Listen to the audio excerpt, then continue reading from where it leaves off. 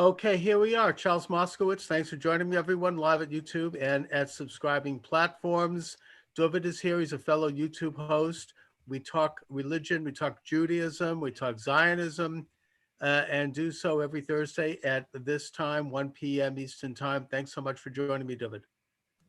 Yeah, thanks for having me back, Shalom. I thought we would talk about two things today. The first being obviously that tonight is the first night of Hanukkah. So I thought we would talk a little bit about what Hanukkah means to us and in general. And secondly, we both viewed an interview on Adam Green's station on DLive between Dr. E. Michael Jones and Christopher John Bajorkness, which I think was a very interesting contrast between two anti-Semites. But we can talk about that in the second segment here. But let's start with Hanukkah. What are your reflections on Hanukkah and its significance and its meaning in Jewish life, in American life? Yeah, so thank God, Hanukkah is coming. To some extent in America, Hanukkah is almost the biggest Jewish holiday of the year.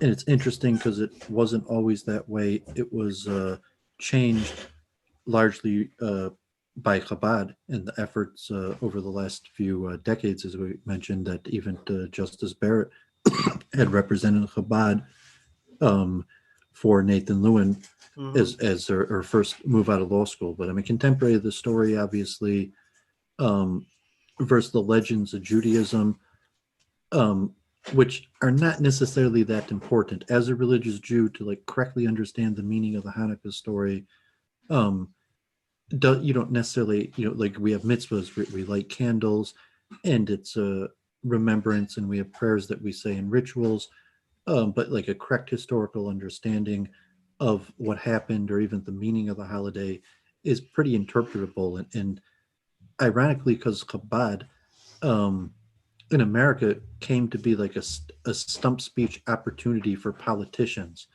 that because Hanukkah is the most popular, I don't know if you want to go into that, explain from your perspective. Obviously, you're a few decades my senior and might remember some of the controversy, but how it changed from originally these public lightings to now, I would say probably the biggest spectacle of the year. How that changed to not existing to you being, or if you agree with my assessment. Well, I do. But the thing that's interesting, I didn't really think about the Chabad aspect to it, which I think is true. And I think it's interesting in that, I mean, I just saw a Chabad mobile this morning when I was out shopping. I mean, with a great menorah strapped to the roof of the car. They go around in Boston with these Chabadnik mobiles. I was kind of joking to my wife one year when I was walking by one of them, and the guy comes out. He goes, "Are you Jewish? Are you Jewish?" And I'm like, "Yes." And he practically dragged me into the Chabad mobile and started strapping me in with various things. And I'm like, I called my wife, and she says, "What are you doing?" I'm like, "I'm being held hostage by Chabad. They're strapping me down to a table." But I mean, it's admirable and amazing, and I think they have popularized it. I always thought of it more as a secular Jewish holiday, in that it was popularized because of a way for Jewish families and Jewish children to do something on Christmas, because obviously Christmas is a huge event. It's the biggest holiday in America every year, and it's filled with all sorts of activities. And I think that Jews, feeling a bit left out, wanted to do something, so they amplified Hanukkah, and now it is probably the most important holiday among secular Jews. But the Chabad element to it's interesting and it's admirable, and I find that to be a new element to it that I didn't realize. Yeah, so the meaning has adapted and changed. So if you would say, okay, we're Orthodox, and the meaning of Hanukkah is exactly the same as it was as the sages laid out, or as the prophets had providence to say. But yeah, the meaning of Hanukkah has changed as the meaning of Judaism, and the modern secular Jew might not have much of a connection to things like Rosh Hashanah and Yom Kippur. It's hard to believe. Do you honestly believe that God is sitting there in judgment and counting our good and bad deeds like Santa Claus or some way, God forbid, from the perspective of the modern atheistic mind? And so I told, from my perspective, evolution and atheism is a bigger threat than anti-Semitism. But, to the average secular mind, they're not going to No. view it that way. But Hanukkah is a pretty easy, it's not really about God. I mean, there's kind of a miracle, but it's like a simple miracle that doesn't really have to be about God. And it's pitched in a way that could be applicable. Like here, Brenda Lawrence, I have on my YouTube channel speaking about the message of Hanukkah and how it's applicable. And I have, probably tens of local politicians speaking at Hanukkah events. And every single one of them has been successfully. Mayor Duggan of Detroit claimed that the Hanukkah miracle was parallel to his election. And, however, his election and what he had to overcome is irrelevant. But he, in his Hanukkah speech at Chabad, and even like Dan Gilbert, the wealthiest man in Detroit, he might do it this year, but in past years will light the menorah. So it became like a public spectacle, kind of like the basic secular Jewish German, like we won, we overcame, like they tried to defeat us and we didn't. And the Hanukkah candles represent that, and also the basic Chabad Kabbalah, like faith, that a little bit of light could dispel a whole bunch of darkness. And from my perspective, I'd take that even to anti-censorship and talking with so-called the most extreme anti-Semites, God forbid. But to say no, I mean factually, God runs the world and controls the hearts and minds of man to whatever extent we understand free will and what that means. And a little bit of light, we believe, could expel a lot of darkness. And from a Judeo belief, that it is that ritual that changes the karma of the world. So if you're a Jew, there is some Kabbalistic belief system that God created the way in some sort of astrological phenomenon that by performing this ritual at this certain time in a certain way, it could actually have miraculous effects on the world. I think that it's an American holiday more than a world holiday in Judaism. It's obviously there going back to the sages, but in a way, it gives a secular Jew a chance. There's a commercial element to it. You get a gift every night. But it's global with And- Chabad. I mean, there is the American element you're saying, and I'll let you say what you're saying, but saying like, no, I mean, factually, Hanukkah is everywhere. Chabad is everywhere. And you see like the pictures of the Berlin, the menorah right there in the center, and like Hanukkah menorahs on the back of elephants in Indonesia. And, no, it's worldwide, of course. I think, and the same thing that an Indonesian politician, a Buddhist Hindu politician, I have it on my YouTube channel, the festivals of light, Hanukkah and Diwali, that a Hindu politician could also come to a Chabad event and say a positive message about Hanukkah, and saying like, it's not just they do it. It's factual. It's not just American. It's very international. If you're a believer, it's factual. And saying like, that's the message of Hanukkah and applies to all nations. But yeah, I mean, definitely there's a unique flavor in America. In America, again, the flavor among secular Jews is a kind of a mix between commercialism, family, and a little dash of faith, just enough for the secular mind to absorb. And the same thing is regards secular Christmas for Christians who are not religious. It's commercial, it's gifts under the tree, family, and then there's a little dash of faith.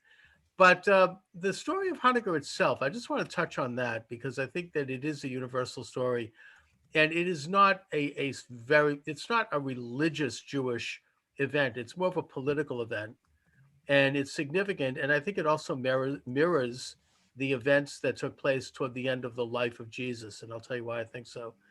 The Hanukkah story is one by which the Maccabees, the Hasmonean family, headed up by Matisyahu and his sons, who were devoutly religious, they felt that they had to challenge not just the Syrian Greeks who were in control of the country physically and who were putting idols on the Temple Mount and that kind of thing, but also the secularized, Hellenized Jews in the country, of which there was sort of a semi-civil war going on.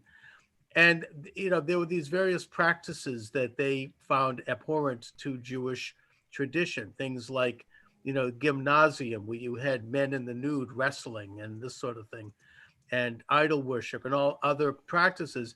And they felt that they had to, in order to save the faith and to save the identity and save the covenant, they had to rise up against this and purify Judaism in a way that's similar to what Ezra did after the return from Babylon, and that various ancient kings in Israel did, going all the way back to the beginning and to Moses.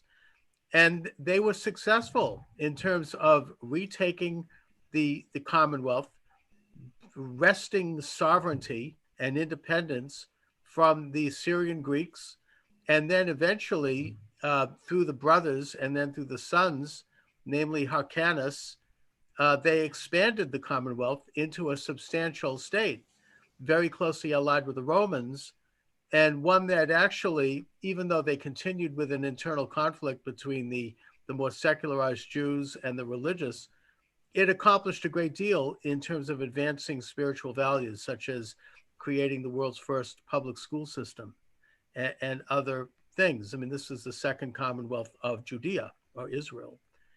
And I think that regarding Jesus, and they stood up to the powers that be. They challenged the empire, that being the Syrian Greek Empire, and they won, and they did so at great odds.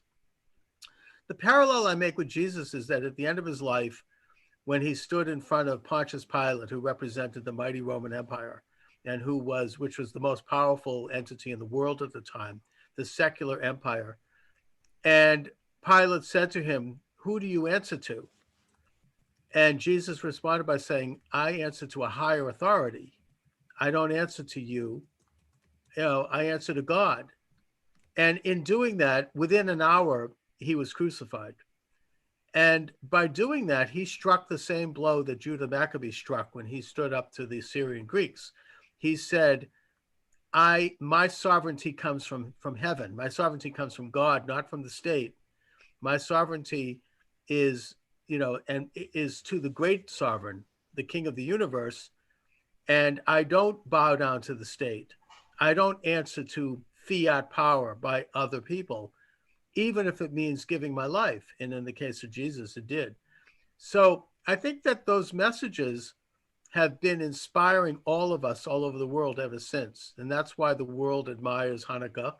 That's why the world admires the Christian story. It's a story of challenging earthly power and answering to God, answering to the greater power as the ultimate sovereign, as the ultimate source of existence.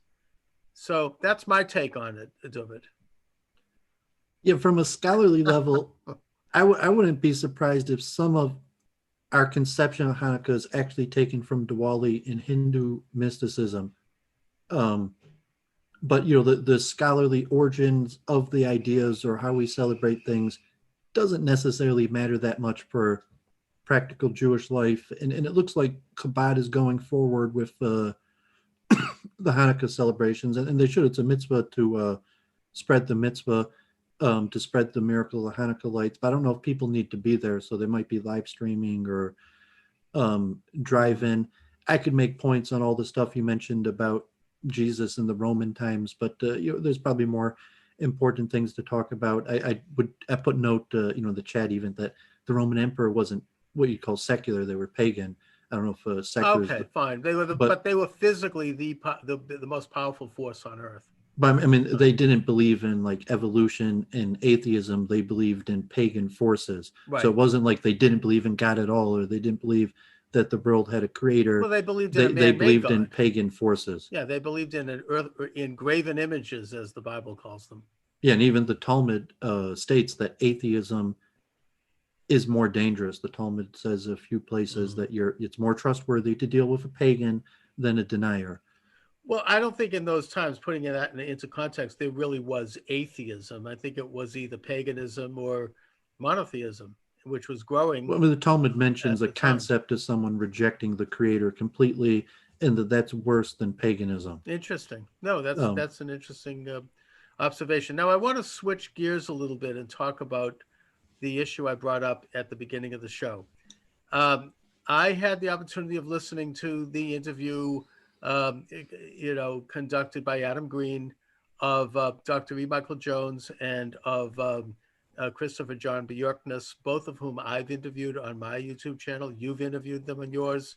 And I've read thousands of pages of both of those men's literature. So I'm saying Okay. those are both extremely high IQ, They are educated people, and saying they've written tens of thousands of pages, let alone to saying have read those guys have written tens of thousands of pages, and I've read thousands of pages of their literature. And actually, Michael Jones gave me one of his books for free. It was actually a pretty big deal on the books and the internet. And ironically, both of those men, even Christopher von Bjorkness, was relatively friendly to me. Well, yeah, I mean, and E. Michael Jones, I consider a friend. He's been very friendly to me. I've done a series with him, and I messaged Adam Green. I mean, like, he's pretty busy, but like even the next day, like I was private messaging him, even like my take on the debate, and I mean, he largely agreed, but it's hard as a host to control it. Like at the end of the day, he just brought them together, and he did his best. It was pretty testy, and I've read and I'm reading E. Michael Jones's latest book, Logos Rising, which is, I think, brilliant. And fortunately, he barely mentions anything in that book about Judaism, which is great because, the little bit he does mention is not nice for the most part. And I kind of overlooked that. But putting that aside, his analysis of philosophy and of Western culture is brilliant, and religious belief and the history of that. It's a great book. He's a great mind. Can I sum up my summary without my commentary? Just a quick summary of what happened, because I assume that like almost anyone who watches this probably didn't see that debate, may not even have heard of these guys. Well, it's on DLive, we should note. It's not on YouTube. It wouldn't probably be permitted on YouTube. So you and I should be careful here, Dooovid, because I wanted to have this program. Yeah, no, I'll be extremely careful. We have to, so it was on DLive, which still is public internet and has some protocols, and it wasn't that necessary. Like both those men are relatively educated and properly spoke, and there wasn't like swearing. Right. No. And even the anti-Semitism to some level was somewhat minimal. And Adam allowed EMJ to do like a full 10 minutes of debate style of his pitch, which as most people familiar with him is possibly a classic Catholic view or his own take on it. But basically that Israel had the choice to accept Christ, and God forbid we didn't. And the remnant effect of being God's chosen people causes us to be revolutionary and affect society in subversive way. And religiously, it's the nature of us. And to some extent, he didn't mention this, but me and Charles probably agree that EMJ is relatively in line with mainstream Catholicism for thousands of years, and actually possibly even relatively philo-Semitic. But we don't have to interrupt with my interjection on that. And then Christopher Van Bjorkness is kind of like an atheist evolutionist, although he doesn't really describe his own belief system. And he has basically Judaism as a conspiracy theorist. And according to him, he's basically solved all these ancient mysteries. And I guess he's descendant from famous people, and he's actually a quarter Jewish. He said that himself multiple times. But the Bjorkness is, I guess, a famous Norwegian family that were actually physicists that were doing physics at the same time that Einstein's theory. But he's got Judaism as an ancient conspiracy, and Christianity is basically a conspiracy of the Jews. But he's very scholarly, so he talks like a Kabbalist in a certain way. Like he probably spends his spare time reading the Zohar, and he'll say like, this is corresponding to this, and this is corresponding to this. But then he'll just throw in his own conclusions, saying, so if people are familiar with CJB, whatever, I'm not here to say over his theories. So E. Michael Jones was basically like, that's preposterous. He tried to ask him like, are you a Christian? And he was like, no, I've never been a Christian. And then it kind of became contentious because E. Michael Jones, like, you're here to tell me that I don't understand Christianity as a Christian, and Christopher Van Bjorkness as a non-Christian who's never been a Christian is calling him a fraud, and at the same time is saying he knows the true understanding of Christianity, which I think to some extent is true. And then like every time E. Michael Jones, I think, was willing to have a conversation, but CJB would go on like these rambles and they just start going on like, like the Jews. But he sounds like a Kabbalist in some ways because he's actually quoting mostly from Kabbalistic sephers where he'll give like, and this corresponds to this, and this corresponds Well, that's what he this. studies, I think. That's where he derives a lot of this stuff. Yeah, so his like theory proving the Jews sounds like Kabbalah because he's like, because like he's using gematrias to prove anti-Semitism or to some perspective, and it carried on. E. Michael Jones at like an hour was basically like, this is not getting anywhere. This is not a conversation. Right. Plus, CJB they called each other idiots, and well, he didn't call him an idiot, saying E. Michael Jones was more the man. I mean, he called what CJB was saying preposterous. He said like, you like, your theory is ridiculous. There's no evidence for it. You have no standing to advance a theory, which is kind of like what I said, like, who the hell is this man that claims to have solved all the mysteries of the ancients and the true meaning of Judaism? But so E. Michael Jones was just like, and CJB was like, respond to what I said,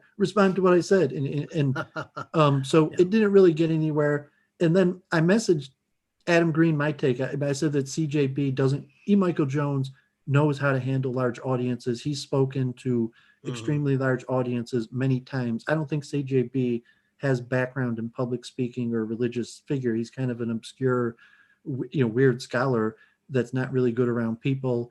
And I think he got intimidated by the crowd. This is my take. And he wanted to just say his stuff. So I mean, he wanted to like he was like JF when he debated Stephen Molyneux. He was just there for a takedown, but he didn't really do a takedown. And I think, relatively, I'm not sure people like him into like the censorship idea. So tens of thousands of people now are exposed to CJB's conspiracy theories. And Adam had agreed that E. Michael Jones, because there was this kind of point where like, are the Jews the chosen people of God? And Christopher M. Jimbruknis was pressing EMJ, and he answered yes.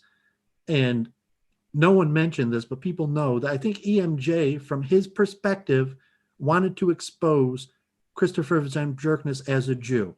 That EMJ's intention or strategy was to say that Christopher M. Jimbruknis hates Christ, God forbid, and is trying to destroy Christianity and look at it like a Jewish conspiracy theory because he's a Jew. And saying even though he's only a quarter Jew, but from that accuse the other of being a Jew. I mean, basically. Well, E. Michael Jones, I think he's had his 23 in the most nasty way. But I'm saying E. Michael Jones is they argued also that E. Michael Jones said that Christianity is undisputably not of Jewish origin. It comes from a dispute with Judaism. It comes in opposition to Judaism, which is really the classical Catholic position. Yes, and that's why I didn't mind speaking with her and reading, because it's like, because I'm an intellectual, I'm a historian, like I've read thousands of books. I mean, probably thousands that talk about the Catholic Church. And when they had these positions that people like E. Michael Jones, and even E. Michael Jones has a much lighter position on the Jews than probably historically, even 80 years ago, or even people in your lifetime might remember. It's classic Catholic anti-Jewish view. And, he claims that Judaism is a new manufactured religion that was created as a reaction to Jesus and his movement, when I would argue that it's Christianity that is reacting, that they are the ones who are rejecting Judaism, and probably each side has an element of rejection of the other. And I understand that Jones views, Judaism as false because we didn't accept Jesus. We didn't become Christians. He has the basic position that the church is the new Israel. Which that's right. And it's a new covenant. It's a replacement theology. Where I really, and I certainly don't agree with it, but I understand it. And I get it. It makes sense to me from a Christian standpoint.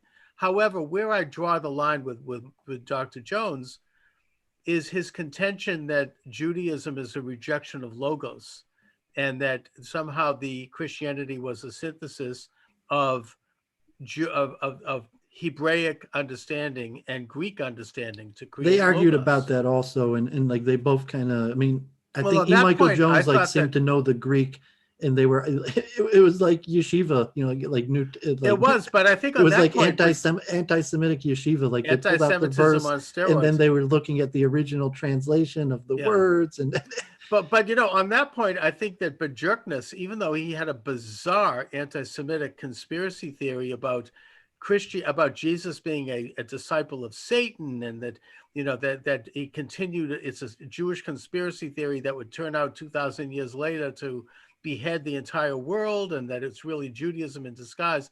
I mean, utterly bizarre. It's like talking about space aliens. well, and he But doesn't have a coherent worldview. So it's saying like no. if he based it in a philosophical framework, where he's saying I'm a dualist or a pagan, and I do believe, I mean, like Richard Spencer's buddy Mark Brahman or something like that, who might say like no, or a lot of Hindus that say there is a spiritual force that is behind the Jews. It's not the Jewish people; it is God behind the Jews, but it's my God that's more powerful than the God of the Jews. Like I do believe that there is a God of the Jews, but God forbid, from another pagan perspective, that they I believe that wouldn't they're. say that Bajorkness is pagan. I got the sense he's But yeah, I was saying an that's why atheist. his worldview didn't add up, because he doesn't, and EMJ called him right out on this. He just sounded like a madman, talking about like the Dayton and Seville, and you figured it all out. And EMJ is just like, who are you that you figured all this out? What the hell? But But the one then thing that EMG, you didn't answer my point that I think EMJ didn't actually say, but Adam Green said his chat, and a good portion of the people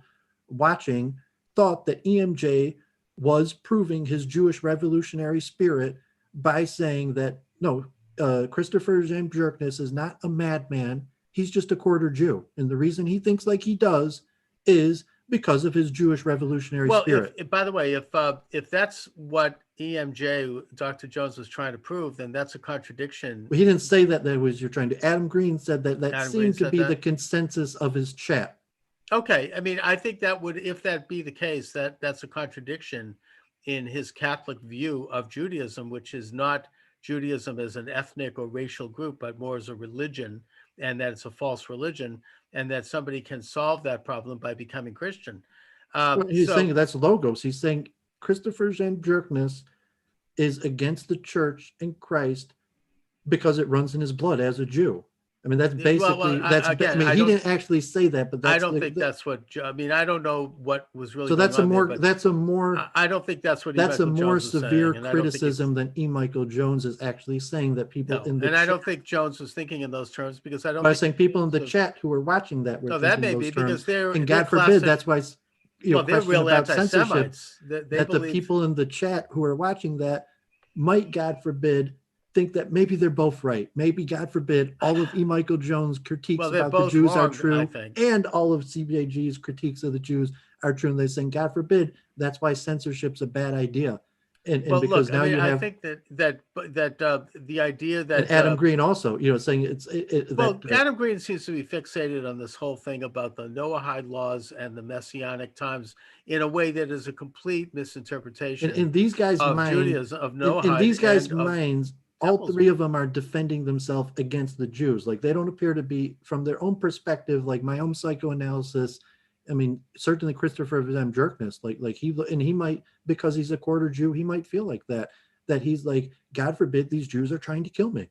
That in their own mind, Well, that's Bobby insane. Fischer thing, that's what they're thinking in their own mind. Like, these Jews are out to get me. I got to do something to save myself from the Jews.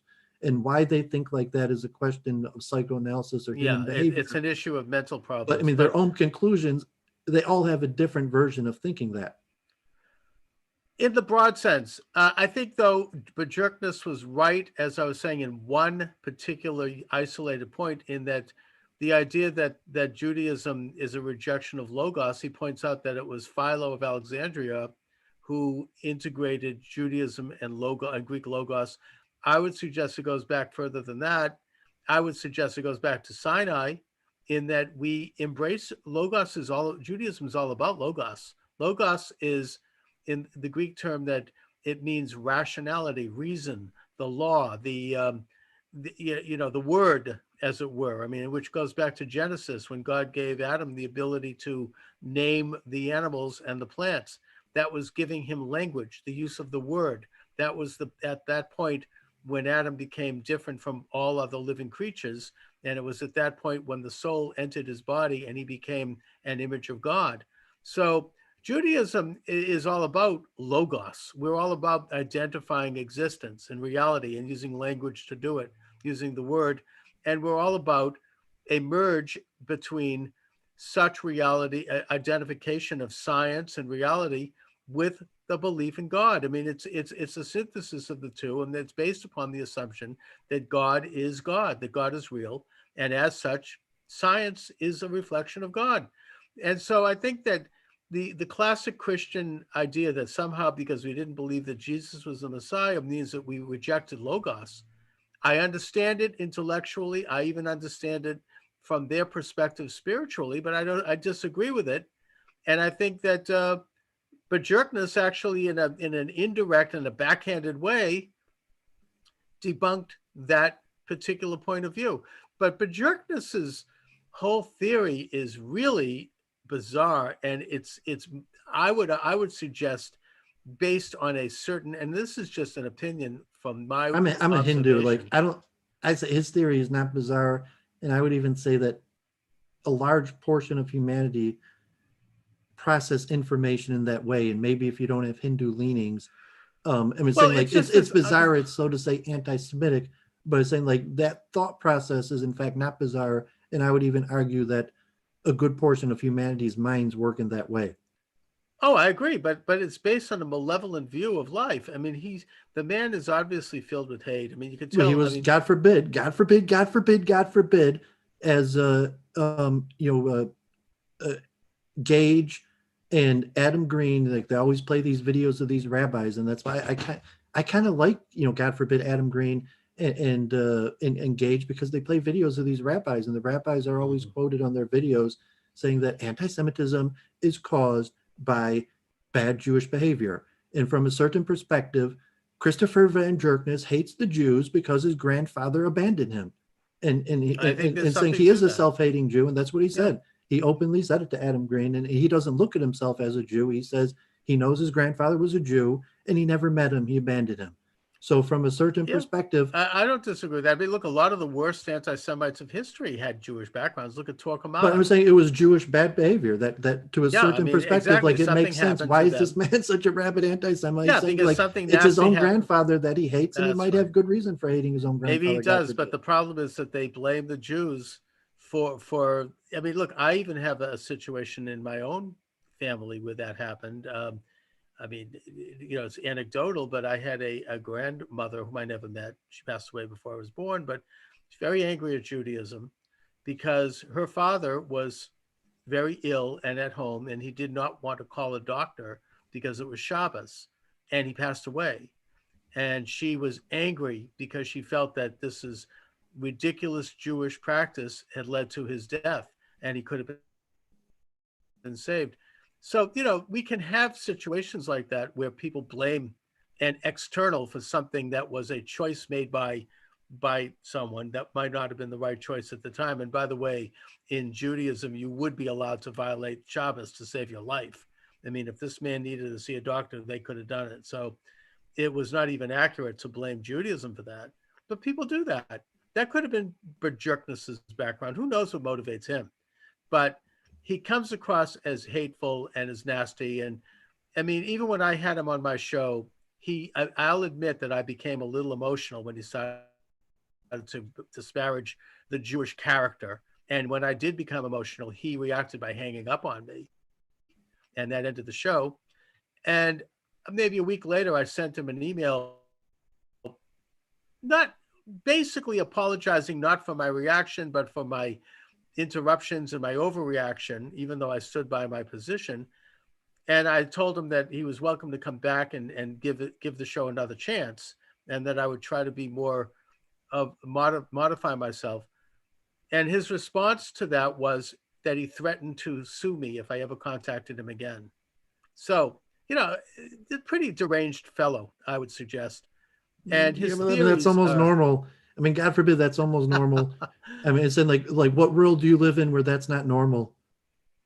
Well, I mean, you said like professional or certain, even in like certainly the streaming world and certainly like the counter-Semitic streaming world, you're gonna like if you were paying people hundred, it's like I'm streaming with people. It's like, yeah, if you paid me $100 an hour, I would probably be on my best behavior.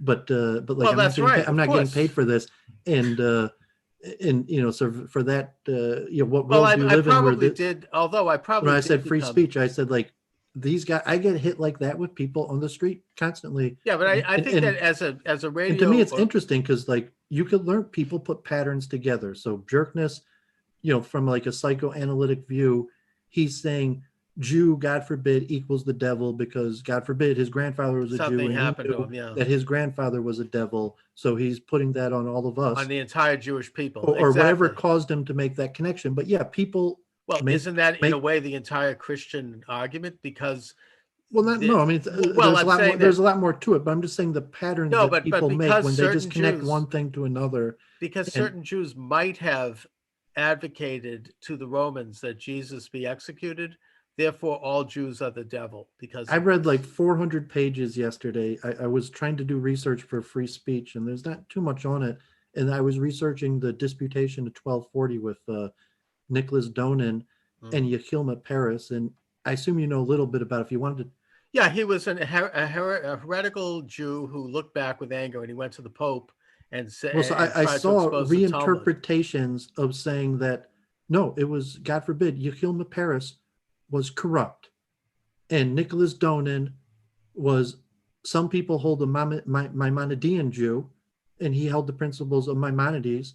And and Yahilma Paris corruptly used his authority to ruin his life, and he had no choice but to convert to Christianity just to save his Okay, own life because some corrupt rabbi was after him. could be. And Yeah, but I was just reading but then he turned reinterpretations, and around with then anger, and he totally well, no, besmirched no, the I'm saying entire that Jewish people. that's not actually no. I said so. There's Yahilma Paris wrote his own history of the debate in Hebrew, Mhm.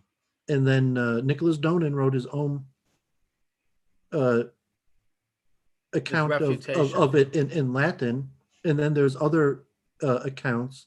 And historically, from a historic perspective, Nicholas Donin's account is much more accurate than Yahilma Paris. Yahilma Paris wrote Oh his, well, he didn't write a history, he wrote a poem and it rhymes. So if you read Yahilma Paris's transcription, it's like a poem that rhymes.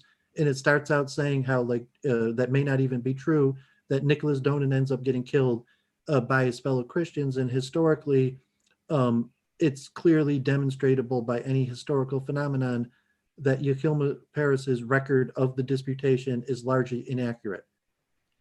well, look, But I don't doubt that. I just would only suggest that Nicholas Donin's reaction was to completely smear the entire Jewish no, people I'm saying like you and have lie zero. about the Talmud. That's not accurate at all. It's saying that, and so it's interesting. It's like the Hanukkah story that you, as a Jew, not someone who's actually looked at the evidence and the research, has heard something about Nicholas Donin and just thinks he's this nasty character because of Well, maybe. All right, someone told you I might without have having looked at the evidence. I was just fine. reading a bunch of articles and saying Nicholas Donin was like Martin Luther. He was an original reformer. He had 35 questions for the Jews, and he asked his rabbi Yehilma Paris these questions, and his rabbi said, "Shut up! You don't get to ask questions."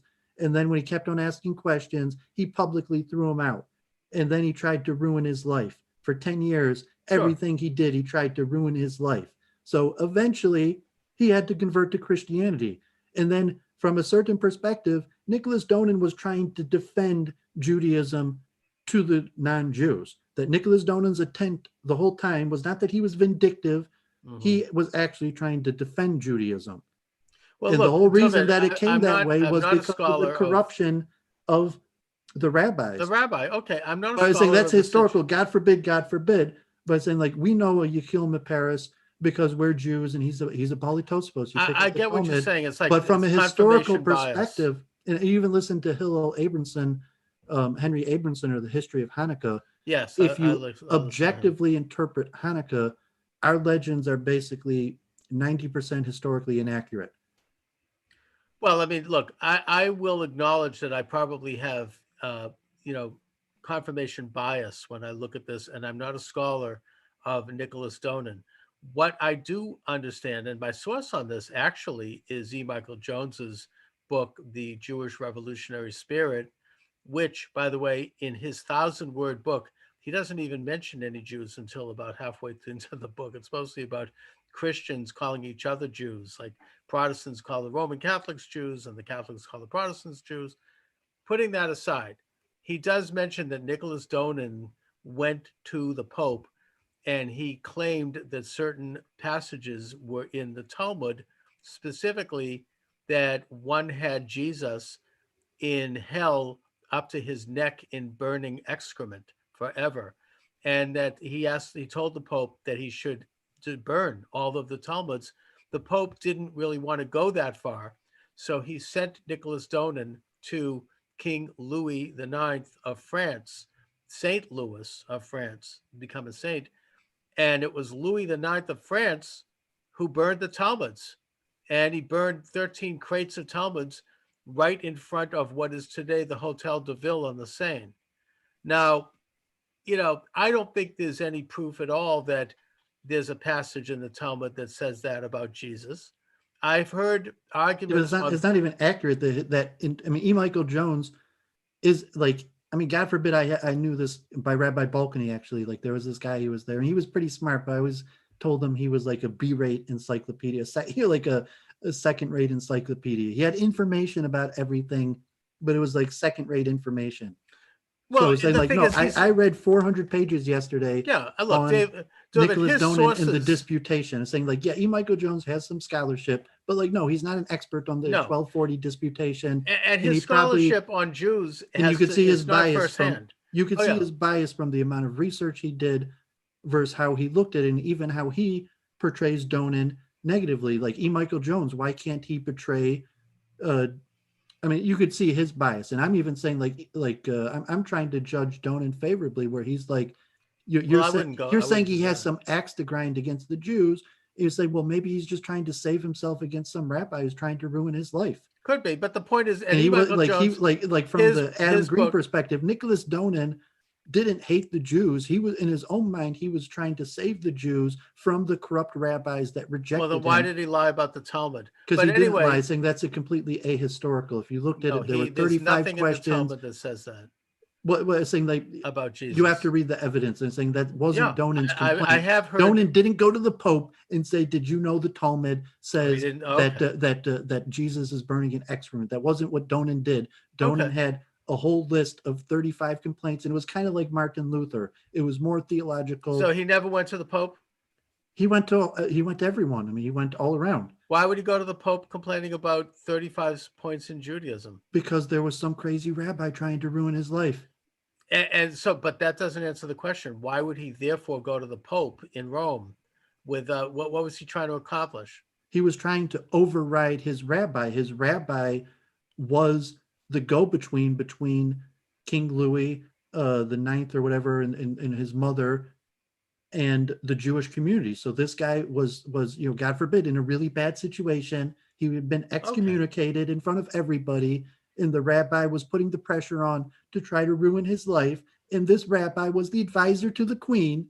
So the only way he had to go to override the rabbi was to go to the Pope. Talmuds. All right, look. No, and he didn't. Well, you're saying that he wanted to destroy the Jewish community. I'm just saying he wanted to stop the one corrupt rabbi that was trying to ruin his life. Look, Dooovid, that's interesting. But that's a historical. Okay, I'm only going by conventional history here. Well, so look at that in terms of the CJB. You don't even know the 35 points. You keep on making the same stupid point that I'm not most of the people who most of the counter-Semites argue with me, and you're saying and they're saying Yechiel Maperis. That's because his historical writing, he only mentions 6 or 7 points. But factually, he had 35 points. Fine. That were listed. I have no idea. And it's interesting because those 35 points are basic. I would say 90% of what I argue with counter-Semites today are included in the 35 points of Nicholas Donin.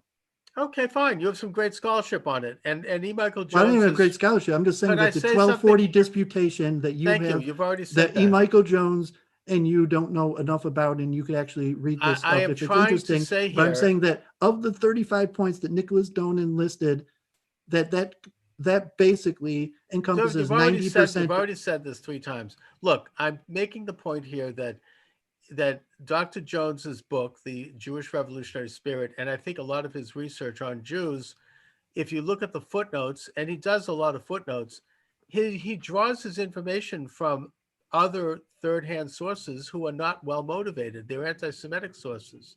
And I don't think that he's actually taken the time to study the Talmud with Well, if he knows authorized. Latin and Greek, I mean, you're gonna say like But does he know almost all Aramaic? Latin sources are anti-Semitic, right? If you're gonna say if E. Michael Jones is based, His books are not Latin and Greek sources. They're English American anti-Semitic sources. you're a scholar. I don't know if you know Latin. Is there any book in Latin that doesn't have a general tone of anti-Semitism? Or you're saying that Probably there's a not. lot of Latin books that don't have a general tone? Probably not. But the point, getting back to Donin, his sources are questionable.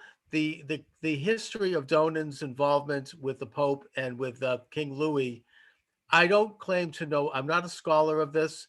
My understanding is more conventional in this. I've looked at Jewish encyclopedias, Jewish sources.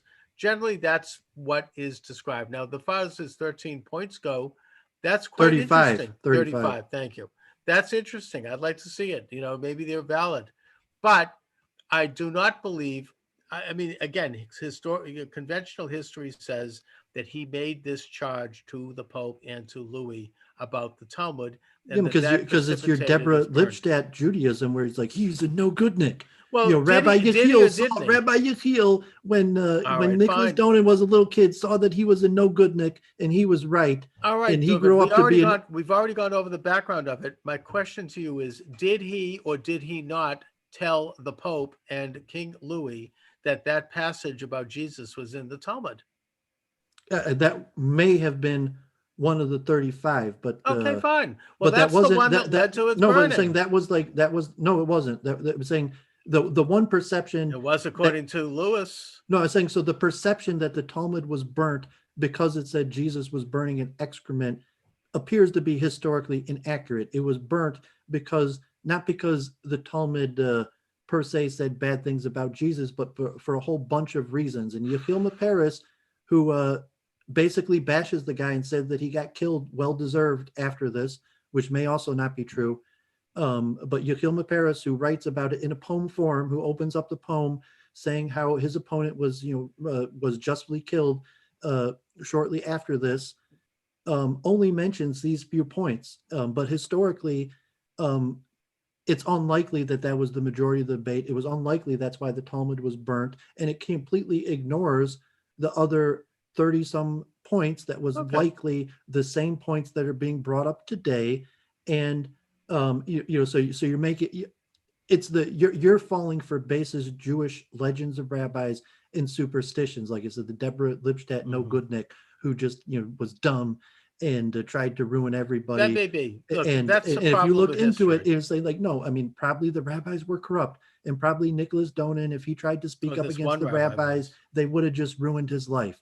And probably his only hope, in order to get around this corrupt, he may not. I'm not saying Rabbi Yechiel was corrupt. I'm just saying from the various perspective, and then even to look at it as saying that maybe Rabbi Yechiel hated Maimonides, and this Nicholas Donin wasn't a heretic in the way like he was just someone that believed in Maimonides and Aristotle. Right. No, and fine. Rabbi Yechiel didn't believe in Aristotle. Dooovid, you're bringing up a basic problem of anyone who analyzes historic sources in that they are biased.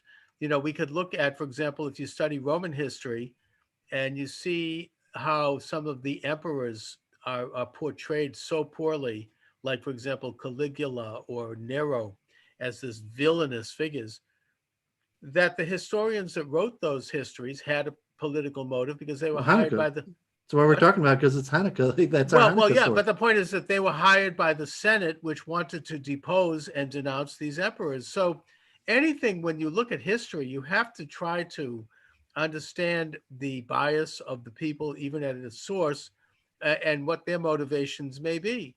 I mean, Dr. Jones himself discredits Abbe Baruel's Lessons of Jacobinism, which is seen as a primary source and text for understanding the French Revolution. And he was there, Baruel, by Jones claiming that Baruel was an English spy Now, I don't know if that's true or not, but the point is that it's hard to know. I mean, we have to integrate all of these different factors when we look at history. So I'm not saying that your information about Donin and about Rabbi Yechiel and all that is untrue. I don't know. We don't know. Neither do you. But the point is that, you are doing a good job by bringing a little bit of a dimension to the subject and taking a look at a broader question about it.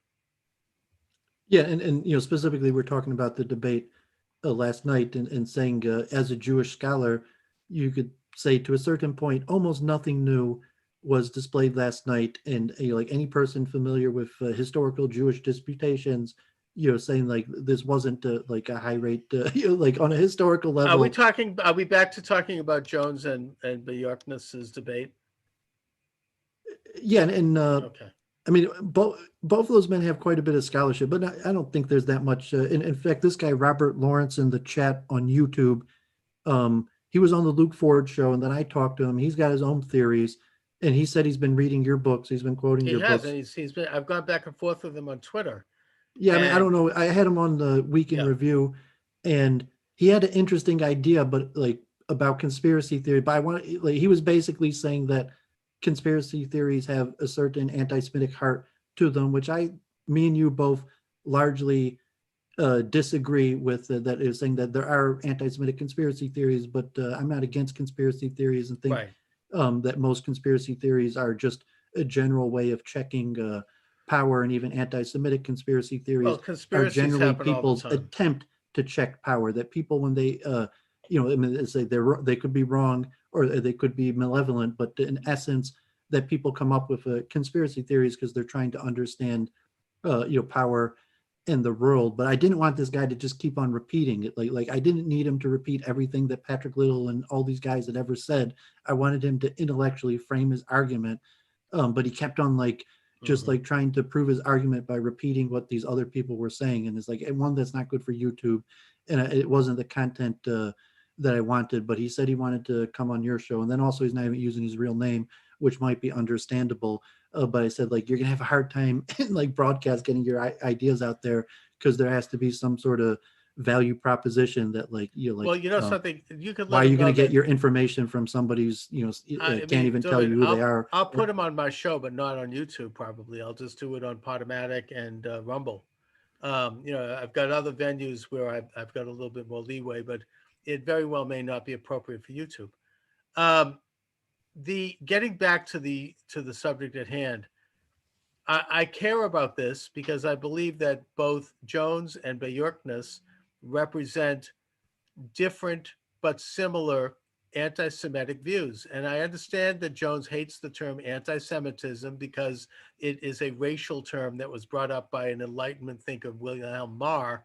Honestly, I still classify EMJ as a philo-Semite. Personally, yeah, but the point is my global, he's saying things that we don't like, but I wanted to push back on that I still don't even agree that he's an anti-Semite from a global perspective what I'm saying of is what anti-Semitism might be. He's only intellectually, and in action, he's probably actually a philo-Semite, as seeing he gave both of us a free book, and he loves talking to me, and I don't know about that, but the point I'm making here is that I get his definition of anti-Semitism as coming from this Wilhelm Marr, who was an Enlightenment atheistic figure and who talked about Jews as being a race, and that his thing is that a Catholic understanding is not based on race, because a person who is Jewish ethnically can become Christian and be fully accepted into the Christian faith, but that it's an anti-religious Jewish position. I think that his view in that sense is antiquated, because the term anti-Semitism no longer means what Wilhelm Marr originally intended it to mean. It does mean an overall view of anyone who's anti-Jewish, whether it be based on race, religion, ethnicity, whatever. Anti-Zionism, I would even put in that category, although not always. But the point is that when I say that I think he's anti-Semitic, I mean that in the modern usage of the term, and that Dr. Jones, as a grammarian and as an English PhD, should really understand that words take on and evolve in meaning and etymology over time. We could go to many examples of that. The word capitalism doesn't mean the same thing as when it was originally used by Karl Marx. So in the broad sense, we are looking at, when we heard that debate between Jones and Mayorkas, two anti-Semitic views. And I feel incumbent as a Jew and as an American and as a free person to challenge those views because they're wrong. Yeah, I mean, I don't like the label anti-Semitic because, taking a more cognitive approach and saying, and I study, anti-Semitism. I'm involved with Chabad in a global level. It kind of shows, from even an Israeli perspective, like what babies American Jews are, that they think these guys are such big anti-Semites, and even thinking like, like the level of their rhetoric compared on a certain level to even E. Michael Jones as a Catholic theologian. So in American society where secular Jews could cry out and be like, E. Michael Jones, I don't like what he's saying, stop him, shut him down. No, I don't agree with that. He's brilliant, and I don't want to shut him down. But I think compared to your average, just their ADL survey in Mexico or South America or the Far East, in Catholic countries, that 50% of people would harbor a view that is more negative of Jews than E. Michael Jones. That seems like a factual ADL measurement of anti-Semitism, that E. Michael Jones is less anti-Semitic than 50% of Mexicans. I mean, are you agreeing with that assessment? Probably. But you still want to shut him down. You're still worried. I do not want to shut him down. I've never so that's why we agree, because I think the reason why anti-Semitism is so low in America is because of the free speech, is because I agree. Everyone. I don't want to shut anyone down. And it's like Halsey said about. I want to debate them, though, because I think they're wrong, but I do not want to shut them down. That's why he's been on my show many times. That's why I mentioned that Nicholas Donin is a case of censorship. Yechiel Peres tried to shut him down, and it led to the burning of the Talmud. It wasn't that Nicholas Donin was this horrible person. It's that Yechiel Peres tried to shut him down, and that eventually led to the burning of the Talmud from a certain perspective. Right. Very interesting case. And the other thing I think I would hasten to point out is that I think that Dr. Jones is absolutely right when he notes that an organization like the ADL, and I feel a little nervous stepping into criticizing them because they are one of the chief censors on YouTube. There's no question. They do so openly. I get their emails about this. I mean, they're involved. That their 90% of the emails I get from them are begging for money. Actually. Oh, that too. Like maybe like one out of 10 is like but they're also, if you listen to their seminars, I mean, they want to censor YouTube, and they're advising YouTube, by the way.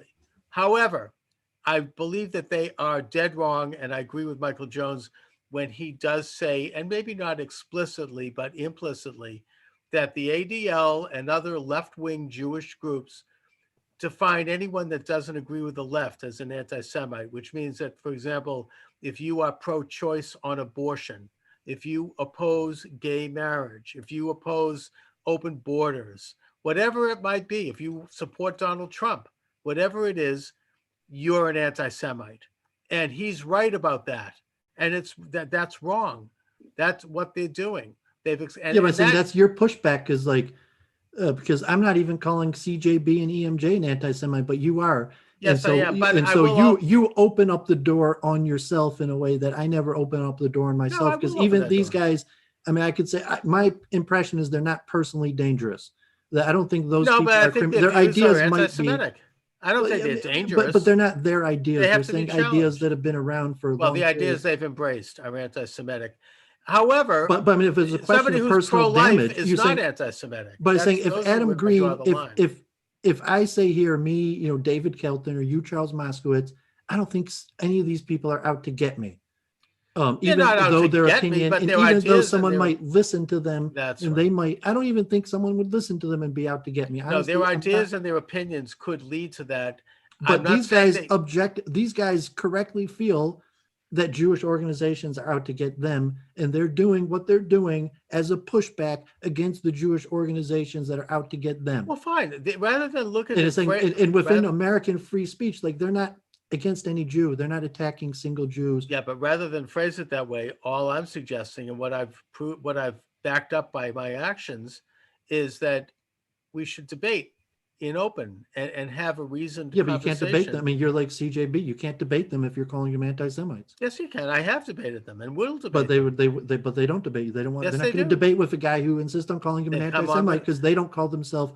I Michael mean, Jones has come on with me, I think, a half a dozen I've times. debated with people that openly embrace the label anti-Semite. God forbid, there are plenty of those people, and in America, there's a lot less of them. But even in America, there are probably millions and millions of people, God forbid, that will openly embrace the label anti-Semite. And those people reject the label. They completely say that they're not You have to anti-Semitic embrace at an all, accurate but yet version you of it. insist on calling them anti-Semitic, even though that's not their label, and saying, what's the difference between Yes, I them? do, and I'll make the But what's the case. difference between them and the people that embrace the label anti-Semitic, the people that would openly advocate for violence? And you agree with the ADL No, I don't statistic think it's all. that They're there's not all the probably at same. least hundreds of thousands, possibly millions of those people No, I that don't have think a they're doing far that. more extreme view than these people in America, let alone the hundreds of millions of people around the world.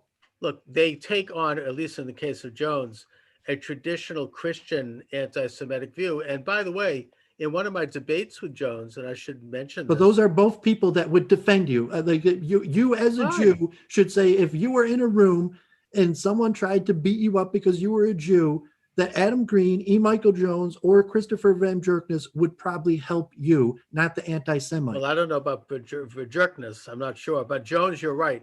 And Jones takes on the view of Sikut But you call him the Judaism. same label as, Yeah.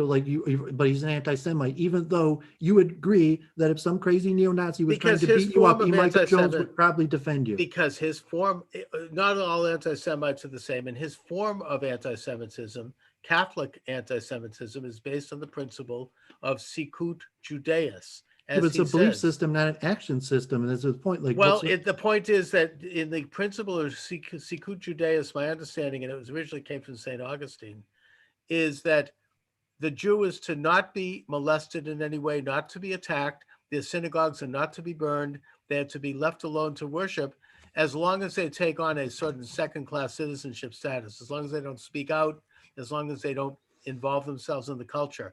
That's anti-Semitic. It's not calling for me to be hurt.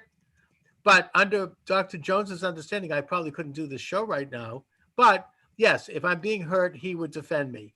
The point is that there's anti-Semites and there's anti-Semites. They're not all the same.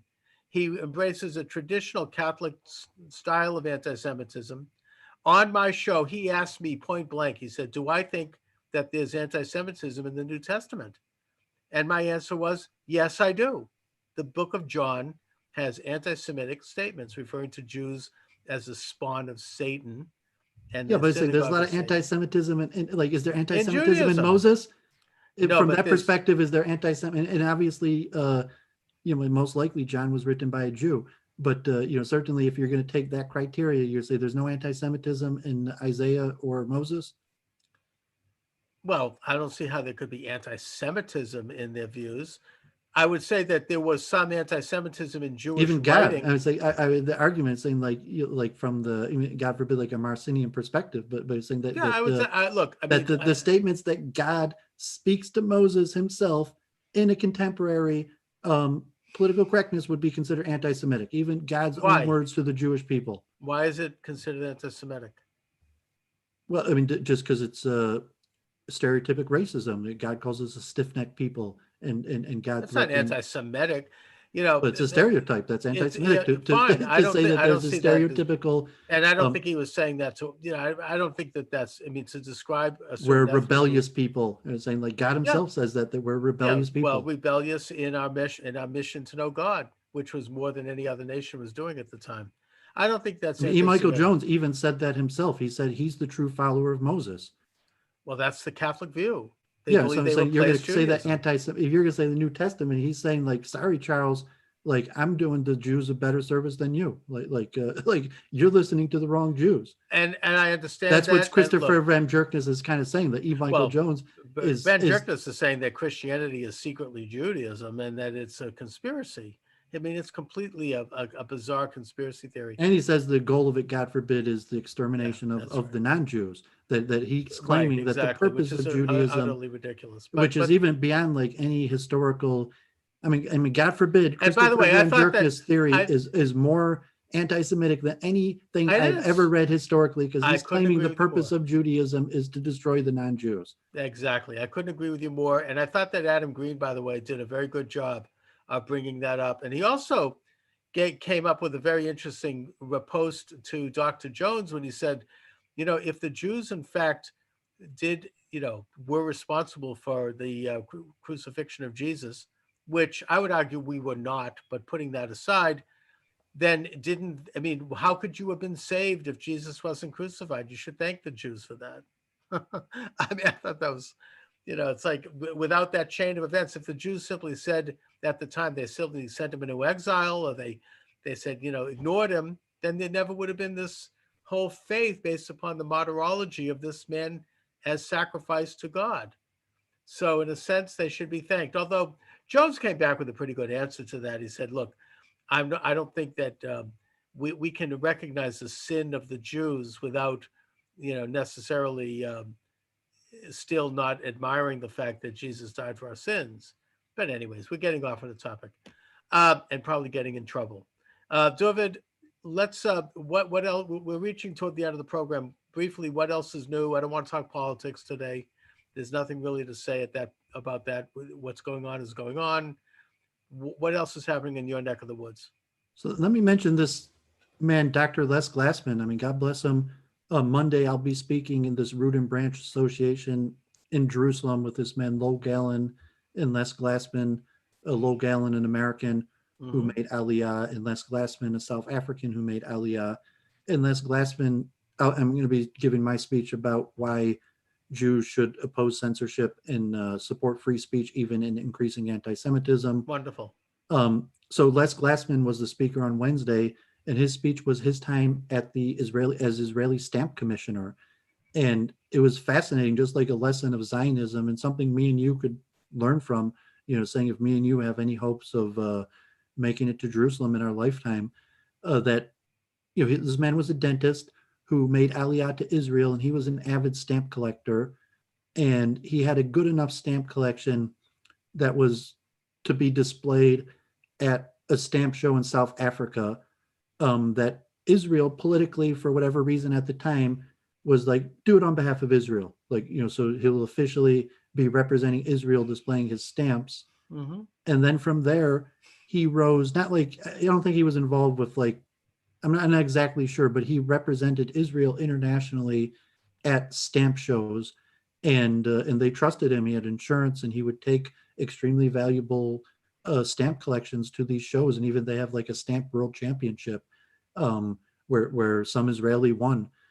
So it was interesting. This man who, just as a kid, my grandfather loved collecting stamps. I'm sure, like historically people don't do it as much, but that he was able to become stamp commissioner for Israel and represent Israel. And even because he was South African, he was able to go countries that he wasn't, Israelis were not allowed to go to because he had a South African passport.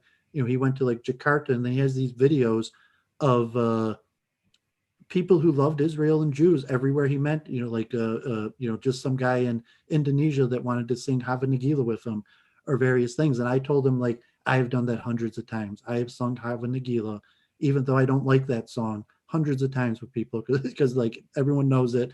And people come and they're like, I love the Jews. Let's sing Hava Nagila. I'll do it. But I was thinking like the anti-censorship and the message of Hanukkah, it takes a lot of faith.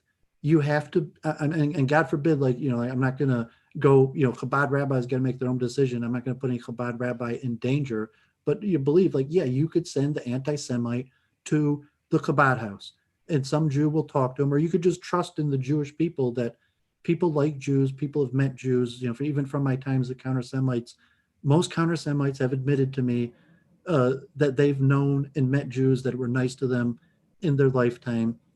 And in a belief in, the Hanukkah basic message, the Chabad message, is that we do believe in a God that has power that's beyond the fathomability of human understanding, and that there is something special about Judaism and what we're doing that is benefiting the world.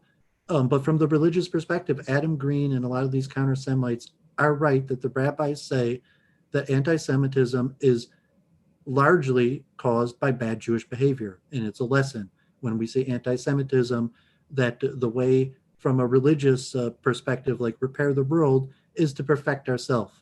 That anti-Semites are a sign from God that we're not living up to our potential or what we're supposed to be doing. And as a secular Jew, it's hard to keep that mindset, and that's obviously why the political discussions. But from the theistic perspective, think this man Les Glassman, who is a dentist who loves Israel, has got a YouTube page, thousands of videos. I've watched hundreds of hours of his content because he put on YouTube rabbis and different Holocaust or events in Jerusalem, so people like me and Charles could watch it. Wow. And that he would represent Israel in his own passion, love of stamps, that That's would allow fantastic. him to travel. So I thought that was worth mentioning, and kind of Yes. part of the Hanukkah message. Great message. A great man. I'm going to look into that and maybe watch some of them myself. Maybe It's a root and branch on YouTube. So Root I've and been joining Branch. Monday and Wednesday. They don't live stream it like Boomer Tech. Low Gallon was a Hollywood executive, but he's a boomer, and I understand. it's not live. We're trying to help him get it live, so it's recorded and put up on the Root and Branch page. And Les Glassman, if you have to really love Judaism, but if you want to see and he does it probably from his cell phone or something. But that man has been recording in events for Jerusalem for decades, and I've been watching him. And so now it's an honor through streaming, to speak to him and hear his story, how just a dentist who loves stamps was able to be an official commissioner for Israel. That's incredible. I might. I hope you don't mind. I might see if I can bring him on my show. But I try to hook that up. I mean, I'll connect you to Low Gallon. thank you. He's on Facebook, and but yeah, these guys would probably want to connect out. And I told him that 12% of dentists in the U.S. are still Jewish till today. It used to be higher, and he was impressed. And he's probably been to America a few times. He's saying Israel's big. You're saying like Hanukkah, it's like secular Jews. Everything they're not really secular Jews anywhere else than in English-speaking countries. So like a certain phenomenon, Judaism is, in my belief, a true religion, a true international phenomenon, and it expresses itself different in English-speaking liberal countries. But like factually, there aren't really secular Jews in a lot of these other countries. In Sephardic countries, it's a different. And we haven't even talked about and because it's a reciprocation respondence to the church, that we act like we act because like what E. Michael Jones was mainstream opinion of Europeans for hundreds of long periods of time, but in India or Jakarta or any of these other places, it's a completely different interaction. It is, and we haven't even talked about this phenomena of the in Africa, in parts of Asia, particularly India and Pakistan, apparently, and also the Anusim of South America, that these people are discovering Jewish roots and they're embracing Judaism, and it's a phenomenon that's all over the world. It's something that we got to bring some attention to. I'm trying to find people to talk about that. So, Dooovid, thanks for joining me as always. Yeah, shalom. Have a good Shabbos and happy Hanukkah, everyone.